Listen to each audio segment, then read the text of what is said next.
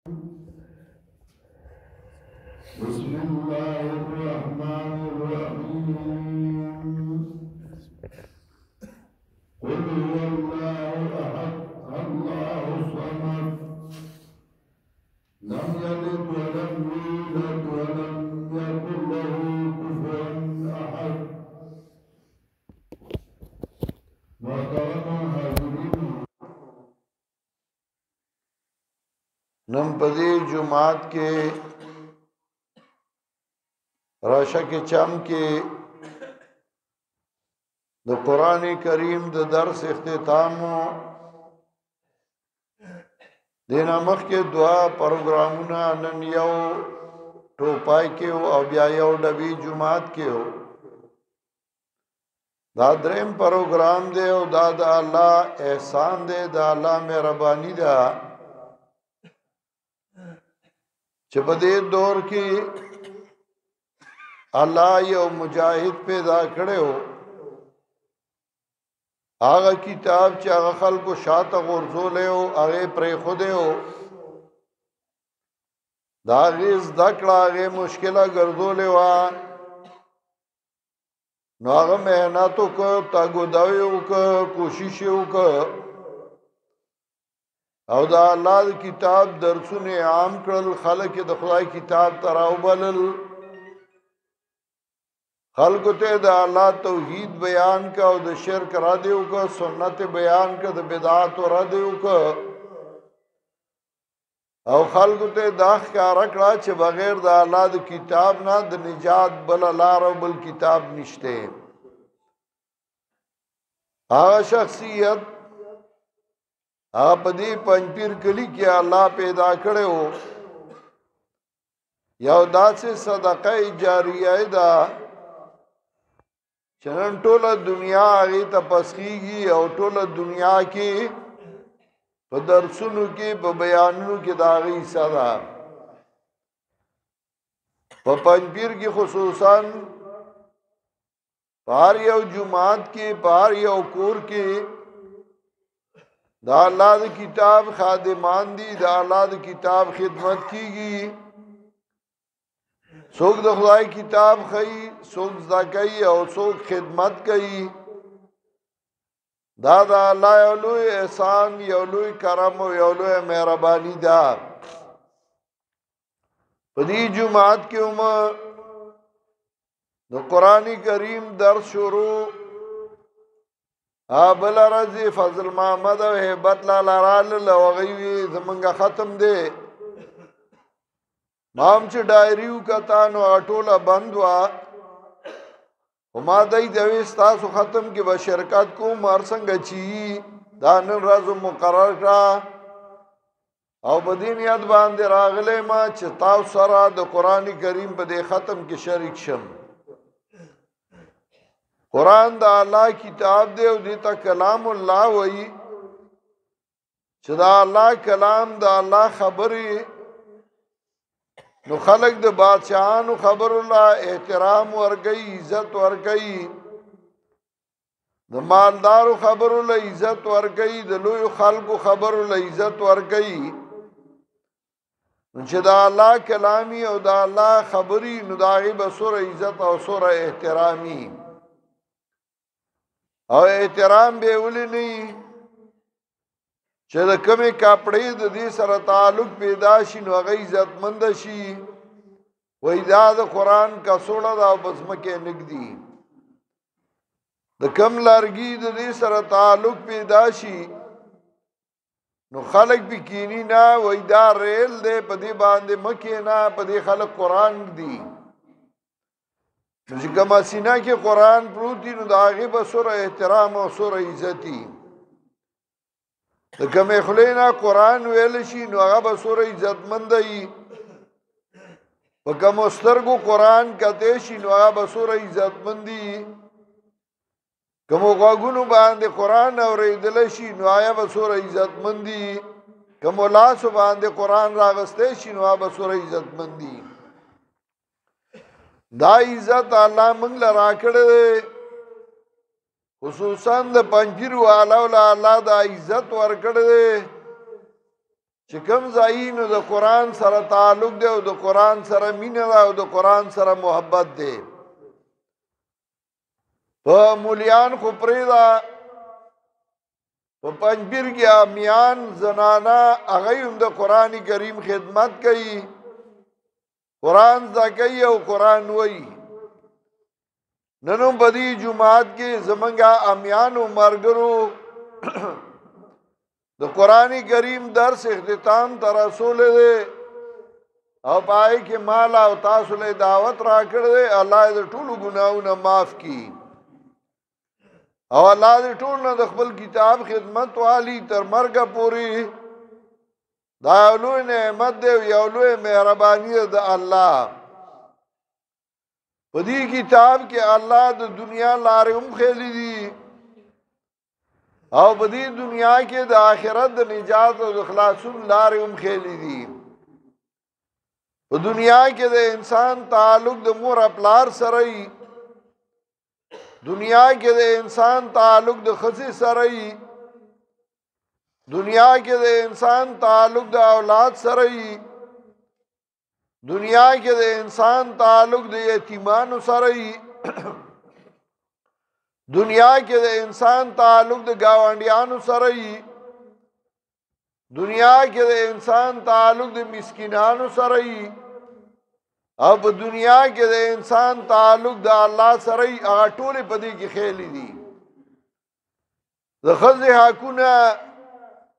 د مور پلار حقونه د ګاونډي حقونه د یتیم حقونه د مسکین حقونه د معاشرې او د ژوند حقونه او د الله حقونه هغه ټولې ښودلې دي او قرآن کې په دې باندې مستقل سورتونه چاہے کہ اصلاح د معاشرې ده اصلاح د انسانیت ده اصلاح د خپلوالۍ ده څنګه چې د انسانانو حقونه ښیي نو یو طرف ته د انسان حق دی او بل طرف ته د الله د انسان هم ډېر حق دی او د هغې خیال ساتل پکار دي د الله هم حق دی او د هغې خیال ساتل پکار دي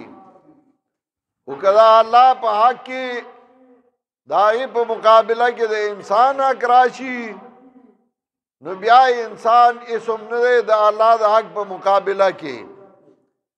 داغي ذکر مخ کی صورت کې وکړه سورہ تبت کې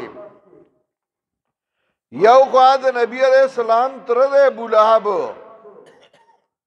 هغه تر چې نبی علیہ السلام پیدا شو نو هغه وینځه آزاد کړي وا عید میلاد النبی اول هغه مناو کړو دا اوس عید میلاد النبی مناوي د اصل کې اول ابو لهب مناو کړو عید میلاد النبی مناول په دین کې نشتا او کچا کړو نو دا اول ابو لهب کړو چې نبی علیہ السلام پیدا شو نو هغه عید میلاد النبی مناو کړو هغه وینځه آزاد کړو د نبی علیہ السلام د پیدائش په خوشحالای کې خو سره د هغې نه د نبی علیہ السلام ترو د هغه ښځه د نبی علیہ السلام چاچی وه خو چې د الله په مقابله کې رالل نو الله پیغمبر پاک ته وایي چې تو ورته هم خیرې وکړه تبت یدا ابي لهب وتب ما اغنى عنه ماله وما کسب سيصلى نارا ذات لهب وامرأته حمالة الحطب في جيدها حبل من مسد کتره ده او کتندار ده او چې د الله په مقابله کې رالل د هغه هېڅ حیثیت نشته یو صحابي راغی او نبي علیہ السلام ته وایي ان لی امرأة وان امي تامرني بطلاقها زما ښځه ده ما ته مور وایي طلاق یې کا حضرت ابو هريره رضی الله تعالی عنہ ته وایي نو هغه ورته وایي سمعت رسول الله صلی الله علیه وسلم یقول الوالد اوسط ابواب الجنه ما د نبی علیہ السلام نه اورېدلي چې پلار د جنت د میان دروازه ده څوک چې غواړي چې جنت په بهترینه دروازه د نشم د پلار سره د خو کی د مور خو د هغې نه هم حق زیات دی خو هغه ستا ده دا ورته ونه وي چې طلاقه کا یا مه د مور پلار دوره حق و خو سره د هغې نه یو صحابي راغی او نبي علیه الصلاة والسلام ته وایي زما مور ده هغې ما ته ووایي چې ته به په نبي علیه السلام کفر کې یا زه هېڅ شی به نه خورم هغې ما ته ووایي والله لا تمو طعاما ولا اشرب شرابا حتى تكفر بمحمد صلی الله علیه وسلم قسم په خدای زبا یو وړه ډوډۍ هم نه خورم یو ګوټ د اوبو به هم نه کوم تر هغې چې ته کفر وکړې په پیغمبر پاک زه څه وکړم نبي علیه السلام له راغې رسول الله صلی الله علیه وسلم ورته وایي چې الله وایي وَإِنْ جَاهَدَاكَ لِتُشْرِكَ بِي مَا لَيْسَ لَكَ بِهِ عِلْمٌ فَلَا تُطِعْهُمَا که مور پلار در سره په دې باندې جګړه کوي چې الله سره بل څوک حصه‌دار وګرځي دواړو باندې مانی دا یو مور خو پرېږده چې پلار هم ورسره وي نو د مور او پلار حق و د خپلوانو حق و د ترونو دندارو حق و خو د الله په مقابله کې که راځي نو بیا به نه مانی یو صحابي دی حضرت سعد رضی الله تعالی عنہ او ډیر تکړه په جنگ کې په یو جنگ کې هغه لا مخې لا یو کس راغی مشر او د توره چالوله د تینا مخ بل طرف تک او د په بل طرف روان شو پرای په بل طرف شروع کړه سړی راتاو شو دی مخې ته ورلا نو دغه طرف پرېښود او دی بل طرف ته اړم شو سړی دی بل طرف ته ورته راتاو شو او چې بل طرف ته راغی مخې لا نو هغه چې پې ګزار وکړه ورته یې ما دې لحاظ وکړه او ته بیا هم پوه نه شوې د تورې ګزار پې وکړه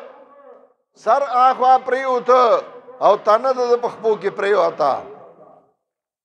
چې تاسو شو دا د حضرت سعد رضی الله تعالی عنہ پلارو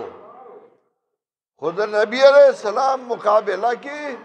بیا د پلار لحاظ نو کړي دوره ولا صبر وکړي چې او ځلې مخ ته واړو بیا ته واړو او چې بدریم ځل مخې لراغه وې د نبی علیہ السلام مقابله کې ته زما مخې لراځي ابن عمر رضی الله تعالی عنہ یو ځلې ډوډۍ تناستو او د رسول الله صلی الله علیه وسلم خبره وکړه حدیث وی داغه زوی داغه په مقابله کې خبره وکړه او چې هغه خبره وکړه نو ابن عمر ورته وی د نبی علیہ السلام خبره کوم او ته داغه مقابله کې ما ته خبره کې داغه باره کې راځي فما کلمه حتا مات تر مرګ داغه زوی سره خبره نه وی کړی وی ما د پیغمبر خبره وکړه ته مقابله کې ما ته خبره کې کله چې د الله په مقابله کې راشي بیا نه ترشته او نه تندار سته او نه پلار سته او نه مور سته نو کله چې د هغې ذکر وکړ و د الله حق څه دی نو هغه درته ښیي سوره اخلاص کې د الله حق دا دی لکه حدیث کې راځي چې د الله حق دا دی چې د هغه سره بل څوک شریک او حصه‌دار ونه ګرځي نو حدیث صورت کې ذکر کوي قل هو الله احد وا پیغمبره شان دا دی الله دی یکیو څنګه یو دی الله صمد الله دې بی نیازا الله نیاز بنا ندی نیولی زمان په ملک قبر به ولی به دا الله نیازبین وګرځو دا د الله نیازبین دی نو څوک به تبي ذمہ دار کا څوک د سرخوږي څوک د زړی او څوک د بادو کشرانو ته خو نه دی یاد خو مشرانو ته یاد دي ځکه ما ته یاد دي چې د دې غر د پاسه 15 ګاټې ودرولې وي او چې چا به یوې تړله نو هغې ته به یې مخ که او دا ګوتې به یې خولې له وړې او تندي له هغې ته به یې سلام وکړه وی که سلام نه کوو نو غوی هم پالیا کېږي په دې کلي کې یو ویلی بابا و نو د هغې نه به شغلې را اوچتې شوې او په شغ ډېری بابا به پرېوتې دا به شیطان حرامیتوب کو خلک به دوکه کول د شغ ډېری بابا ما په خپله لیدلي وو ښځې راغلې وې پراټې او حلوا یې راوړې وه والله اوس سکول په هغې باندې جوړ شوی بابا رک شه پکې دا راشکې بابا او دې ځای کې یو زیارت و خلک به ورله راتلله راشکې بابا به یې ورته وي دارنګې نتو درې بابا و دا باباګان و دا یې نیازولي ګرځولي وو څوک د یو ذمه دار و څوک د بل بادو بابا او دغسې اخیري پوله باندې شاه منصور ته او خلک به روان و دی بادو باسي زموږ یو ډریور و پخوا عبدالله نوم یې ډېر مست و زمونږ بس به یې چالو موټر به یې چالو بیا بل چا سره یې موټر چالو هغه راته خبره کوله وی موږ ورسره روان وو زما یو رشتهدار و کرنیل و د هغه بچي وو موږ وو وی د سره ګاډي کې روان وو نوي کلي ته ورسېدو مردان ته تلو وی چې نوي کلي ته ورسېدو وی دا کرنیل صاحب ښځې وی چې استاد دلته لږ ودرېږه وی هغه وی ولې وی دلته دا بادو بابا دی دل اعظم زما د خپو کې باد دي چې دار ته نه وباسي وی عبدالله نه یې وکړه نه بل یې کړه ورته وی یاره دا ښه خبره چې ستا د خپو نه باد وباسي زما د ټیر کې باد کم دي چې دا پکې واچوي وی هغې ورته دا ته څه غول خورې وی ولې باد ایستی شي او اچولی نه شي دا څوک د بادو ذمه دار و څوک ضروري لاړه لږه هر څه توحید راغی او شرکیات ختم شو الله صمد خلقو پیژنده چې الله هغه ذات دی چې هغه نیازولي نه دي نیولي د هغه نیازبینان نشته چاله اختیارات نه دي ورکړي لم یلد ولم یولد نه دا الله زیه شی او نه دا الله پلار څه مطلب لم یلد نه دا الله نه څوک پیدا دي ولم یولد نه الله د چا نه پیدا دی څه مطلب نه زیه شی او نه پلار کله سړی زوی ته محتاج وي د زوی نه مجبور وي کله د پلار نه مجبور وي الله د چا نه دی مجبوره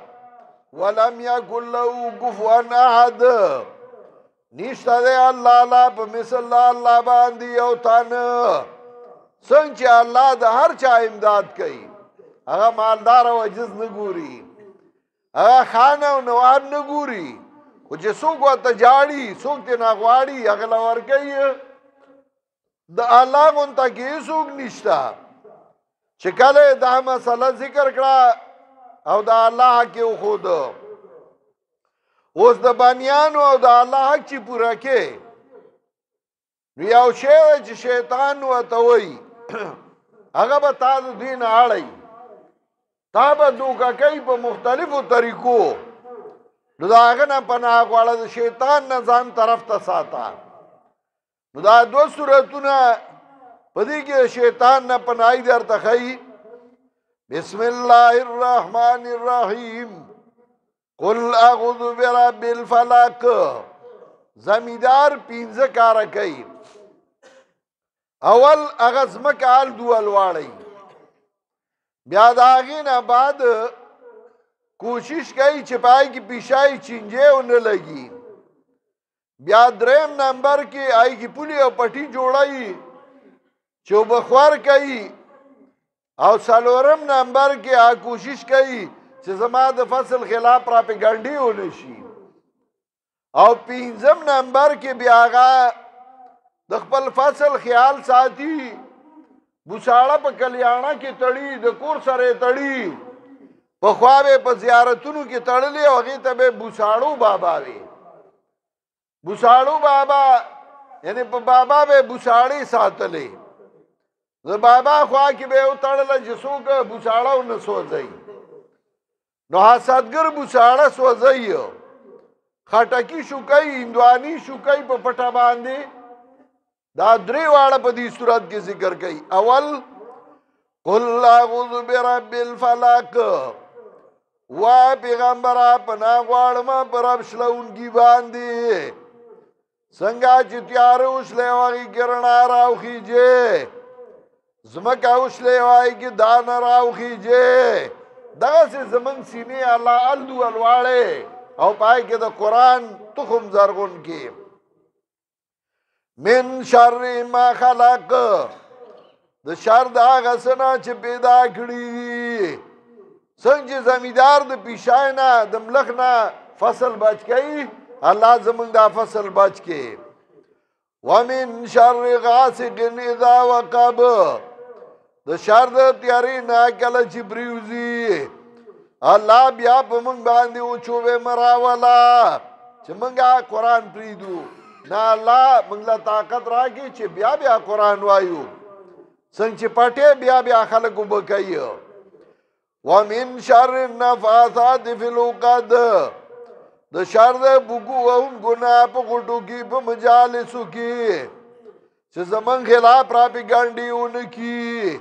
لکه خلک پراپګانډي کوي د چا یو خلاف د بل خلاف الله موږ د پراپګانډو نه وساتي ومن شر حاسد اذا حسد او د شر د بغض کوونکی نه کله چې بغض کوي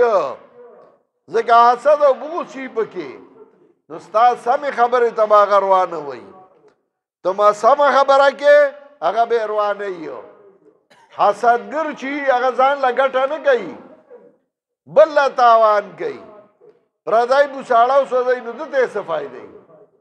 خو بل له تاوان وکړي پردي وږي چلای ماتې کړي نو بل له تاوان وکړي ځان له څه ګټه ونه کړي الله موږ د حسدګرو نه وساتي بسم الله الرحمن الرحیم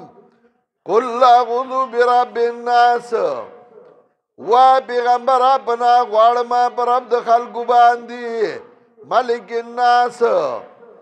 واقدار د خلکو الہ الناس حاجت روا د خلکو ګوره رب د الله صفات ذکر کو مالک د الله صفات ذکر کو الہ د الله صفات ذکر کو ځکه قرآن ختمي نو اول کې هم دا درې واړه ذکر کړیو الحمدلله نو دل دیوی الہ الناس اول کې ویلو رب العالمین نو دل دیوی رب الناس اول کې ویلو مالک یوم الدین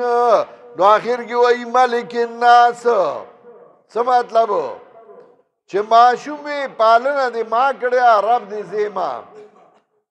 مالک او اختیارمن زیما او حاجت سرګولو والا زیما نو کله پیرانو پسې روان او کله ملنګانو پسې او کله زیارتونو پسې او دا غي نه غواړي قل اعوذ برب الناس وا پیغمبر پناه غواړم پر رب د خلکو ملک الناس واقدار د خلکو الہ الناس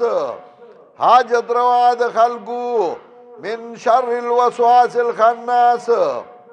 د شر د وسوسه چونکی پټنا